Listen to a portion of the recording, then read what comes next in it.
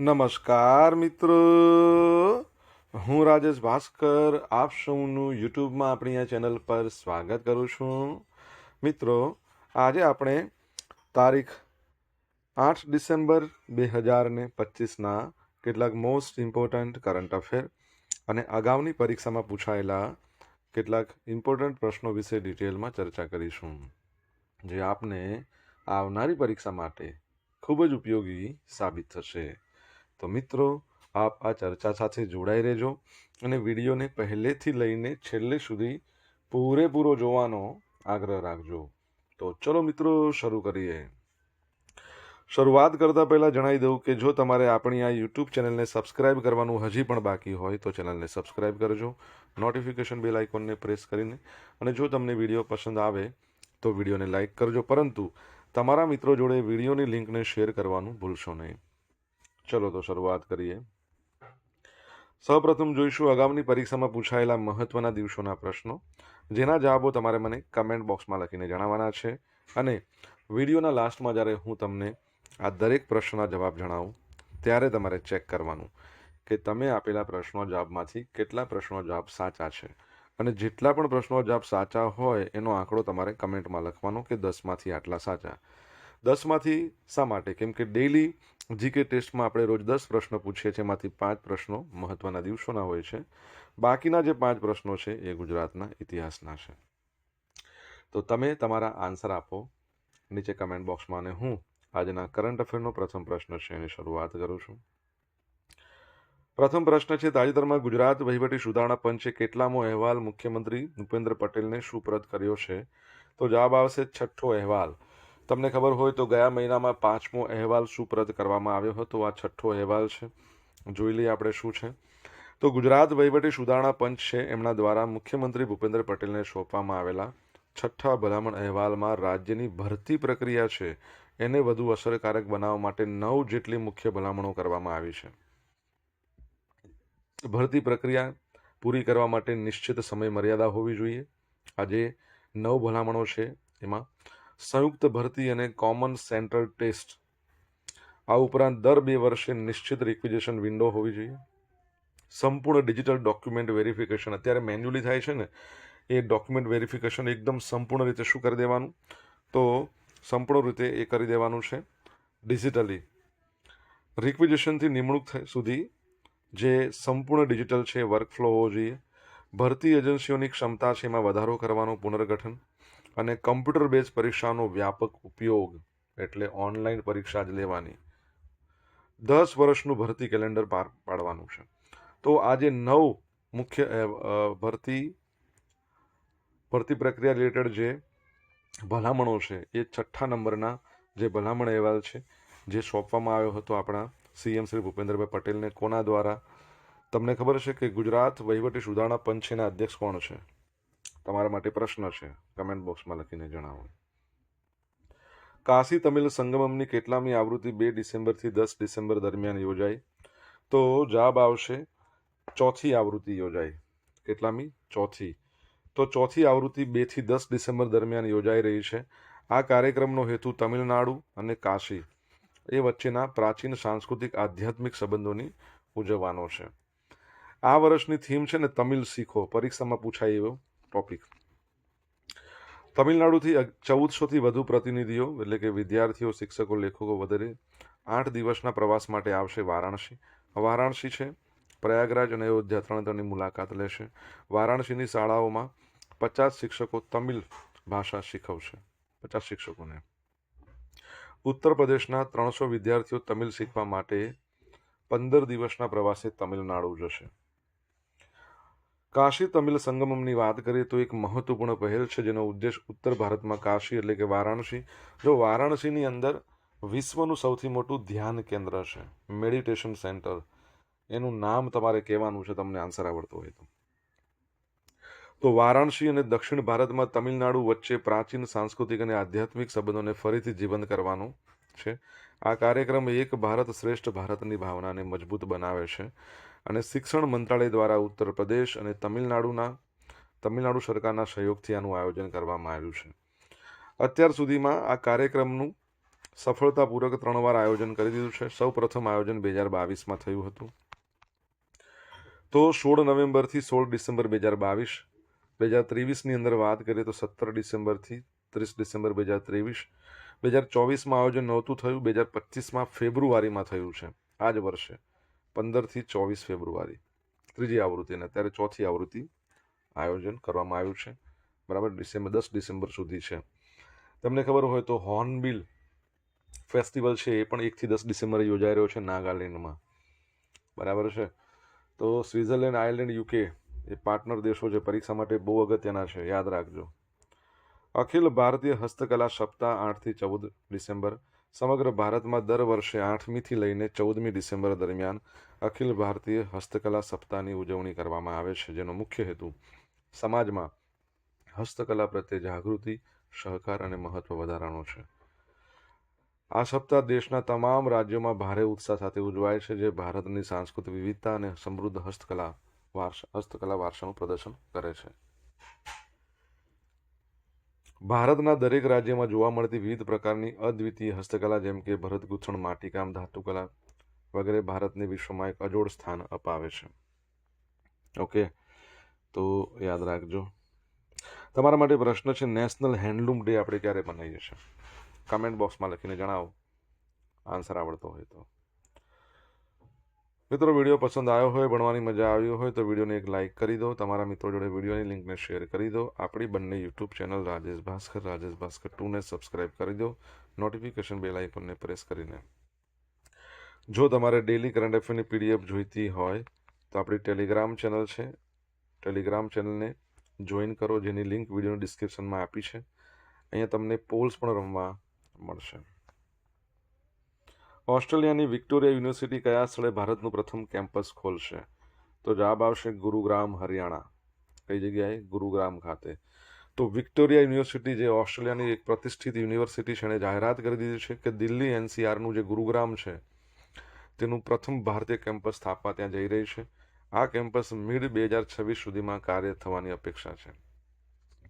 મુખ્ય વિશેષતા તો નેશનલ અથવા ન્યૂ એજ્યુકેશન પોલિસી અંતર્ગત ભારતની નવી શિક્ષણ નીતિ એ હેઠળ પરવાનો મેળવનાર તે પ્રથમ વિદેશી યુનિવર્સિટીમાંની એક બની છે. તમને ખબર હશે કે ઓસ્ટ્રેલિયાની 2 યુનિવર્સિટી ઓલરેડી ગિફ્ટ સિટીમાં પોતાનું કેમ્પસ એણે સ્થાપ્યું છે. નામ શું છે જણાવો. આ કેમ્પસમાં શરૂઆતમાં જ નીચે મુજબના અંડર ગ્રેજ્યુએટ અને પોસ્ટ ગ્રેજ્યુએટ કોર્સ ઓફર કરવામાં આવશે: business administration, information technology, research અને ઇનોવેશન ટ્રેક. હવે અનન્ય શિક્ષણ પદ્ધતિ. અહીં યુનિવર્સિટીનું પ્રખ્યાત બ્લોક મોડલ લાગુ કરવામાં આવશે, જેમાં પરંપરાગત સેમેસ્ટરને બદલે વિદ્યાર્થીઓને એક સમયે એક જ વિષયના 4 અઠવાડિયા માટે સઘન અભ્યાસ કરવામાં આવશે. લાભ શું?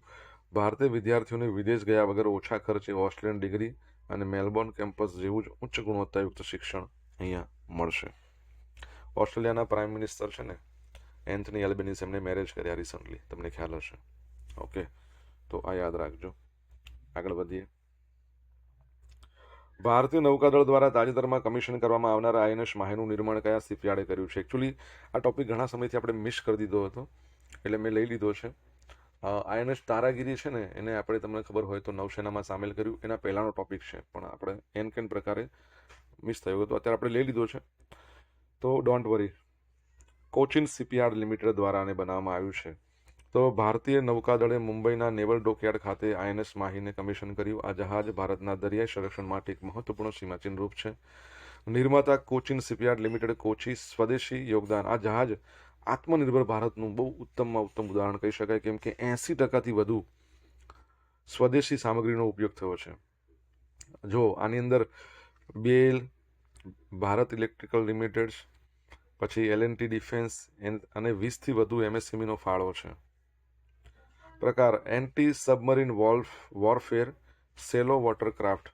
છીછરા પાણીની અંદર સબમરીન વિરોધી કામગીરી માટે ડિઝાઇન કર્યું છે. લંબાઈ 78 મીટર છે અને વજન 1100 ટન જેટલું છે. ઝડપ એની કેટલી છે? 25 નોટ.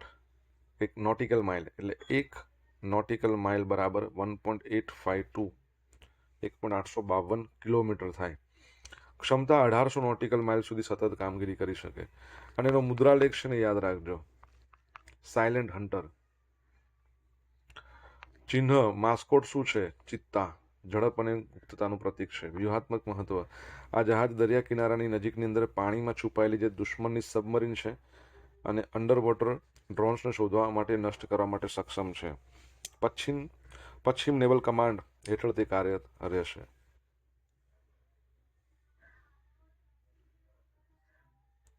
કોચિન શિપયાર્ડ લિમિટેડની વાત કરીએ. તમને ખબર હોય INS વિક્રાંત પણ એને જ બનાવ્યું છે. 1972માં એની સ્થાપના થઈ. કોચિન શિપયાર્ડ લિમિટેડ કેરળનું જે કોચી છે ને ત્યાં આવેલું છે અને એના ચેરમેન મેનેજિંગ ડિરેક્ટર તમારે કહેવાના છે. તમને જો ખ્યાલ હોય તો કમેન્ટ બોક્સમાં લખીને જણાવો.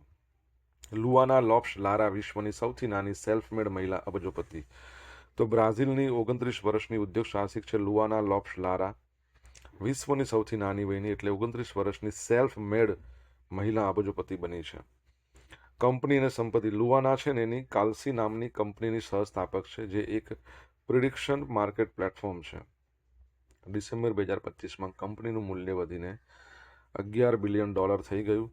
કંપનીમાં 12% હિસ્સો ધરાવતી લુઆનાની વ્યક્તિગત સંપત્તિ આશરે $1.3 બિલિયન. અનોખી સફર. લુઆનાનું બેકગ્રાઉન્ડ ખૂબ જ રસપ્રદ છે. તે પહેલાં એક પ્રોફેશનલ બેલે ડાન્સર હતી અને તેણે પ્રતિષ્ઠિત બોલસ્ટિટ થિયેટર સ્કૂલમાં તાલીમ લીધી હતી. ત્યારબાદ તેણે શિક્ષણ ક્ષેત્રે વળી MITમાંથી કોમ્પ્યુટર સાયન્સ અને ગણિતમાં ડિગ્રી મેળવી હતી. સંઘર્ષ અને સફળતા. 2018માં તારેક મંસૂર સાથે મળીને કલ્સીની સ્થાપના કરી. અમેરિકન રેગ્યુલેટર સામે લાંબી કાનૂની લડાઈ થઈ. સપ્ટેમ્બર 2024માં તેમણે ચૂંટણી જેવા વિષયો પર ટ્રેડિંગ કરવાની મંજૂરી મળી, જેના કારણે કંપનીની વૃદ્ધિ ઝડપી બની છે. બરાબર છે. ચૂંટણીની જે કહે ને પ્રિડિક્શન કરે, બસ એ પ્રમાણે. દુનિયાના નંબર 1 હાલમાં બિલિયનર કોણ છે? સૌથી વધુ ધનિક વ્યક્તિ? કમેન્ટ બોક્સમાં લખીને જણાવો. સોશિયલ મીડિયાના માધ્યમથી મારી સાથે કનેક્ટ રહી શકો છો. ઇન્સ્ટા આઈડી છે આપણું rajesh.i.bhaskar, ફેસબુક આઈડી છે RI ભાસ્કર અને આપણી ટેલિગ્રામ ચેનલ છે રાજેશ ભાસ્કર, જ્યાં તમને ડેલી કરંટ અફેરની PDF મળશે અને પોલ્સ પણ રમવા મળશે. જો તમને ભણવાની મજા આવી હોય તો વિડીયોને એક લાઇક કરી દો. તમારા મિત્રો જોડે વિડીયોની લિંકને શેર કરી દો. ચેનલને સબસ્ક્રાઇબ કરવાનું બાકી તો સબસ્ક્રાઇબ કરો, નોટિફિકેશન બેલ આઇકોનને પ્રેસ કરીને. ગ્લોબલ એનર્જી લીડર સમિટ 2025નું આયોજન ક્યાં કરવામાં આવ્યું છે? તો જવાબ આવશે ઓડિશા. કઈ જગ્યાએ? ઓડિશા. તો ઓડિશા સરકાર છે એના દ્વારા 5 થી 7 ડિસેમ્બર દરમિયાન ઓડિશાનું પુરી છે ને ત્યાં આયોજન કરવામાં આવ્યું હતું ગ્લોબલ એનર્જી લીડર સમિટ 2025 સફળતાપૂર્વક પૂરી થઈ ગઈ છે. આ 3 દિવસીય સમિટની અંદર રાષ્ટ્રીય અને આંતરરાષ્ટ્રીય સ્તરે ઉર્જાના ક્ષેત્રમાં જે હિતધારકો છે એક સાથે લાવીને ભારતના ઉર્જા ક્ષેત્રના ભવિષ્ય પર ફળદાયી ચર્ચા કરવામાં આવી. Powering India, sufficiency, balance, innovation. બરાબર છે. પાવરિંગ ઇન્ડિયા, પર્યાપ્તતા, સંતુલન, નવીનતા, એની થીમ પર આયોજિત છે. એની થીમ પર આયોજિત હતી આ સમિટ. આ સમિટનો મુખ્ય ઉદ્દેશ એવો હતો કે ભારતમાં સતત વધતી જતી ઉર્જાની માંગને પહોંચી વળવા, પર્યાવરણીય સંતુલન જાળવવા અને ટેકનોલોજીકલ ઇનોવેશનને પ્રોત્સાહન આપવા માટે સ્પષ્ટ વ્યૂહરચના ઘડવાનો હતો. આ કાર્યક્રમમાં કેન્દ્રીય અને રાજ્યના ઉર્જા મંત્રીઓ, નીતિ ઘડવૈયાઓ, ઉદ્યોગના અગ્રણી નેતાઓ અને સંશોધકોએ ઉત્સાહપૂર્વક ભાગ લીધો હતો. સમિટમાં જે મુખ્ય વિષયો પર ઊંડાણપૂર્વક ચર્ચા કરવામાં આવી હતી એ ગ્રીન હાઇડ્રોજન, જેનો વ્યાપક ઉપયોગ કરવો, ભવિષ્ય માટે ડિજિટલ ગ્રીડ સુરક્ષા, ઉર્જા સુરક્ષા માટે નાના મોડ્યુલર ન્યુક્લિયર રિએક્ટર્સ, આની સંભાવના, આવી બધી બાબતો પર ચર્ચા કરવામાં આવી. બરાબર છે. ઓડિશાની વાત કરીએ, કેપિટલ ભુવનેશ્વર છે. 18મા નંબરનો પ્રવાસી ભારતીય દિવસ 2025માં ત્યાં ઉજવાયો, જેને સ્પોર્ટ્સ કેપિટલ કહેવાય છે ભુવનેશ્વરમાં. પરંતુ સરકાર એવી તૈયારી કરી રહી છે કે અમદાવાદને સ્પોર્ટ્સ કેપિટલ બનાવવામાં આવે અને એના માટે 2030માં કોમનવેલ્થ ગેમ્સનું આયોજન કરવામાં આવ્યું છે અને ભવિષ્યમાં ઓલિમ્પિકનું આયોજન પણ કરવામાં આવશે. ઓડિશા છે, એના CMનું નામ તમારે કહેવાનું છે કંબમપતિ હરિબાબુ. એના ગવર્નર છે અને હાઈકોર્ટ કટકમાં આવેલું છે. કોણાર્કનું સૂર્ય મંદિર જે પ્રખ્યાત છે, જેને પેગોડા કહેવાય છે, બ્લેક પેગોડા, 10 રૂપિયાની ચલણી નોટમાં જેનું ચિત્ર છે, અને જગન્નાથપુરીને વ્હાઇટ પેગોડા કહેવાય છે. બરાબર છે. હીરાકુંડ ડેમ મહાનદી પર આવેલો છે. ચિલ્કા સરોવર એ પણ આવેલું છે. ઓકે, તો યાદ રાખજો. આગળ વધીએ. ભારત અમેરિકા વચ્ચે 93 મિલિયનના સ્ટ્રેટેજિક હથિયાર સોદાને મંજૂરી મળી ગઈ છે. તો અમેરિકાએ ભારતને 93 મિલિયનના આશરે 775 કરોડના મૂલ્યના એક્સકેલિબર પ્રિસિઝન ગાઇડેડ આર્ટિલરી પ્રોજેક્ટાઇલ 216 નંગ, જોવેલિન એન્ટીટેક મિસાઇલ સિસ્ટમ્સ 100 નંગ. આ 216 છે, આ 100 નંગ. એના સંરક્ષણ વેચાણને મંજૂરી આપી ભારત યુએસના વ્યૂહાત્મક સંબંધોને મજબૂત કર્યા છે. આ શોધો ભારતીય સેનાની નવીનતાઓને 2 મુખ્ય ક્ષેત્રોમાં વેગ આપશે. એક્સકેલિબર રાઉન્ડ્સ ઊંચાઈવાળા સંઘર્ષ ક્ષેત્રોમાં ચોક્કસ આર્ટિલરી જે સ્ટ્રાઇક શ્રેણી ક્ષમતા વધારશે, જ્યારે fire and forget javelin missile system છે એ એન્ટી આર્મર વોરફેરમાં ભારતીય સેનાને વધુ કાર્યક્ષમ બનાવશે. US defence security operation agency એણે ભારપૂર્વક કહ્યું કે આ જે વેચાણ છે ને ભારતને મુખ્ય સંરક્ષણ ભાગીદાર તરીકે સમર્થન આપે છે અને ઇન્ડો પેસિફિક ક્ષેત્રમાં સ્થિરતા જાળવવાના વહેંચાયેલા લક્ષ્યો સાથે સુસંગત છે, જે ભારતની સૈન્ય આધુનિકરણની વ્યૂહરચનામાં એક મહત્વપૂર્ણ ભાગ કહી શકાય. તમને ખબર હોય તો ભારત અને યુકે વચ્ચે રિસન્ટલી કોઈ એક ગેસ છે એના માટે પણ કરાર થયા છે. તમારે જણાવવાનું છે હું કોની વાત કરી રહ્યો છું. અગાઉની પરીક્ષામાં પૂછાયેલા મહત્વના દિવસો જોઈ લઈએ. પહેલો પ્રશ્ન, 12 જાન્યુઆરીના રોજ કયા મહાનુભાવનો જન્મદિવસ છે? તો સ્વામી વિવેકાનંદ, જેમનો જન્મદિવસ આપણે કહીએ છીએ ભારતમાં રાષ્ટ્રીય યુવા દિવસ. 31મી મે કયો દિવસ છે? એન્ટી ટોબેકો ડે, તમાકુ નિષેધ ડે. તમને ખબર છે માલદીવ છે ને એણે એક કાયદો બનાવ્યો છે કે 2007 પછી જે જન્મેલા છે 7 અથવા 7 પછી એ લોકોને ટોબેકો પ્રોડક્ટ યુઝ નહીં કરી શકે.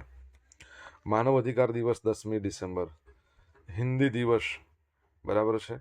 અહીંયા હિન્દી દિવસ છે ને રાષ્ટ્રીય હિન્દી દિવસની વાત છે, બાકી વિશ્વ હિન્દી દિવસ તો 10 જાન્યુઆરી આવશે. વિશ્વ હાસ્ય દિવસ મે મહિનાનો પહેલો રવિવાર, બરાબર. હવે જોઈશું અગાઉની પરીક્ષામાં પૂછાયેલા ગુજરાતના ઇતિહાસના પ્રશ્નો. પહેલો પ્રશ્ન છે, કયો હિન્દુ રાજા એને ડુંગરનો ઉંદર કહેવાતો હતો? એટલે ડુંગરની અંદર જેમ ઉંદરને શોધવો અશક્ય જેવું કામ છે, બહુ અઘરું કામ છે એવું છત્રપતિ શિવાજી મહારાજ. નીતિ શતકની રચના ભર્તૃહરિએ કરી. સરફરોશી કી તમન્ના અબ હમારે દિલ में है, देखना है जोर कितना बाजुए कातिल में है. દેશદાદની ભાવના વ્યક્ત કોણે કરી હતી? બિસ્મિલ. ભારતને આઝાદી માટે સુભાષચંદ્ર બોઝને બનાવેલા લશ્કરનું નામ શું હતું? આઝાદ હિન્દ ફૌજ. ઉજ્જૈનનું પ્રાચીન નામ અવંતી. તમને ખબર છે ને ઉજ્જૈન પણ જીત્યું હતું કોણે? ગુજરાતમાં સોલંકી વંશનો સૌથી પ્રતાપી રાજા સિદ્ધરાજ જયસિંહ. ગઈકાલે પૂછેલા પ્રશ્નો જવાબ. પહેલો પ્રશ્ન, તાજેતરમાં કોણે ધોરડો ખાતે સફેદ રણમાં રણ ઉત્સવ 2025નો ભવ્ય પ્રારંભ કરાવ્યો હતો? ભૂપેન્દ્ર પટેલ, આપણા સીએમએ. 128માં મન કી બાતના એપિસોડ મુજબ ભારતે કેટલા મિલિયન ટન અનાજનું ઉત્પાદન કરીને કૃષિમાં નવો રેકોર્ડ બનાવ્યો? 357 મિલિયન ટન. આજે પૂછેલા પ્રશ્નોના જવાબ. પહેલો પ્રશ્ન એવો હતો, ગુજરાત વહીવટી સુધારણા પંચના અધ્યક્ષ કોણ છે? તો ડૉક્ટર હસમુખ અઢિયા, ડૉક્ટર છે હો. પીડીયુના ચેરમેન છે, ગુજરાત મિનરલ ડેવલપમેન્ટ કોર્પોરેશનના ચેરમેન છે અને આપણા મુખ્યમંત્રીના મુખ્ય સલાહકાર છે. સેકન્ડ પ્રશ્ન શું હતો? વારાણસી ખાતે સૌથી મોટું ધ્યાન કેન્દ્ર આવેલું છે, સ્વરવેદ એનું નામ છે. ત્રીજો પ્રશ્ન, નેશનલ હેન્ડલૂમ ડે ક્યારે મનાવવામાં આવે છે? 7 ઓગસ્ટ. ચોથો પ્રશ્ન, 7 ઓગસ્ટે જ્વેલિન થ્રો ડે પણ છે ભારતમાં. અને યાદ રાખજો, મહારાષ્ટ્ર સરકારે 7 ઓગસ્ટને ટકાઉ કૃષિ દિવસ ઘોષિત કર્યો છે. 7 ઓગસ્ટ 1925માં MS સ્વામીનાથનનો જન્મ થયો હતો, જેમને આપણે ભારતની અંદર હરિત ક્રાંતિના પિતા કહીએ છીએ. આ વખતે 100 વર્ષ પૂરા થયા એમના જન્મ જયંતિના. ગિફ્ટ સિટીની અંદર એક તો ડેકિન યુનિવર્સિટી આવેલી છે અને બીજી છે વોલોગોંગ. આ 2 યુનિવર્સિટી આવેલી છે ઓસ્ટ્રેલિયાની. અને યુનિવર્સિટી ઓફ સરે છે જે બ્રિટનની છે. કોચિન શિપયાર્ડના CMD ચેરમેન એન્ડ મેનેજિંગ ડિરેક્ટરનું નામ શું છે? મધુ S. નાયર. છઠ્ઠો પ્રશ્ન, ઇલોન મસ્ક છે એ વિશ્વના નંબર 1 ધનિક છે. લગભગ $500 બિલિયન એમની સંપત્તિ પહોંચી ગઈ હતી વચ્ચે. 7મો નંબર, ઓડિશાના CMનું નામ શું છે? તો મોહન ચરણ માંઝી. 8મો પ્રશ્ન, ભારત US વચ્ચે લિક્વિફાઈડ પેટ્રોલિયમ ગેસ માટે કરાર થયા હતા અને GSPC છે એને LNG માટે કતાર એનર્જી સાથે કરાર કર્યા હતા. બંને ટોપિક અલગ છે, યાદ રાખજો. ગઈકાલના કરંટ અફેરમાંથી પૂછેલા કેટલાક ઇમ્પોર્ટન્ટ પ્રશ્નો જોઈએ જેના જવાબો તમારે કમેન્ટમાં લખવાના. પહેલો પ્રશ્ન, તાજેતરમાં કયા સ્થળે એશિયાના સૌથી મોટા એન્જીમેક 2025 એક્ઝિબિશનનો શુભારંભ થયો? સેકન્ડ પ્રશ્ન, તાજેતરમાં કોણે જેરુસલેમ માસ્ટર 2025નો ખિતાબ જીત્યો? જવાબ આવડે તો કમેન્ટમાં લખજો. આ હતા આજના દિવસના કેટલાક મોસ્ટ ઇમ્પોર્ટન્ટ કરંટ અફેર. સાથે આપણે જોયું અગાઉની પરીક્ષામાં પૂછાયેલા ઇમ્પોર્ટન્ટ પ્રશ્નોના જવાબોની સાથે. આશા રાખું બધાને ભણવાની મજા આવી હશે. મજા આવી હોય તો વિડીયોને લાઇક કરો, તમારા મિત્રો જોડે વિડીયો લિંકને શેર કરો. આપણી બંને યુટ્યુબ ચેનલ રાજેશ ભાસ્કર 2ને સબસ્ક્રાઇબ કરો, નોટિફિકેશન બેલ આઇકોનને પ્રેસ કરીને. તો મિત્રો thank you so much for watching this video. Have a nice day. Jai Hind, જય ભારત, જય જય ગરવી ગુજરાત.